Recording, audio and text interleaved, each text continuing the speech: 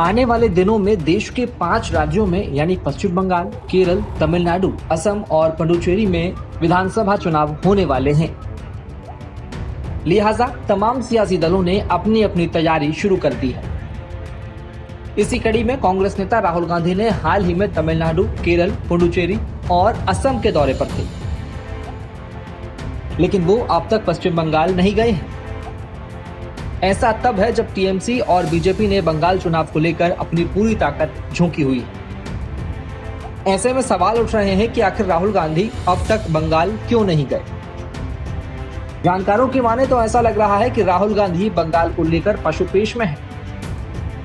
केरल में कांग्रेस और लेफ्ट के बीच एक दूसरे को हराने के लिए जबरदस्त लड़ाई चलती है, तो बंगाल में हालात थोड़े अलग हैं।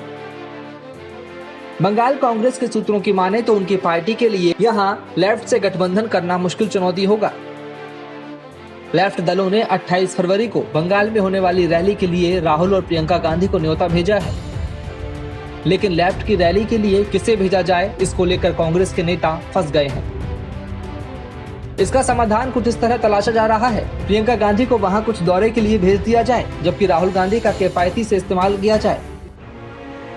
बंगाल कांग्रेस को लगता है कि राहुल के लिए केरल की जीत अहम है, क्योंकि अगर अमेठी हारने के बाद कांग्रेस केरल में हार जाती है तो ये राहुल गांधी की प्रतिष्ठा के लिए ठीक नहीं होगा। इससे बीजेपी को और तीखा हमला का मौका मिल सकता है। बंगाल में कांग्रेस के लिए दूसरी चिंता यह है कि ज्यादा आक्रामक होकर चुनाव प्रचार करने से बीजेपी को फायदा मिल सकता है। इसके अलावा पश्चिम बंगाल की सीएम ममता बनर्जी की जीत की संभावनाओं को भी ठेस पहुंच सकती है। बंगाल में टीएमसी और कांग्रेस के बीच नजदीकियां अभी खत्म नहीं हुई है। कांग्रेस को लगता है कि अगर ममता बनर्जी हार जाती है तो 2024 में बीजेपी के खिलाफ विपक्ष की लड़ाई कमजोर पड़ सकती है। ऐसे में माना जा रहा है कि राहुल गांधी बंगाल में अपने चुनाव प्रचार के दौरान बीजेपी पर ज्यादा हमले करेंगे और टीएमसी पर कम। हाल ही में टीएमसी के सौगत राय ने सुझाव दिया था कि बीजेपी को दूर रखने के लिए कांग्रेस और लेफ्ट जैसी सभी विपक्षी पार्टियों को बंगाल में एक साथ आना होगा, लेकिन उस वक्त कांग्रेस ने इसे खारिज कर दिया था।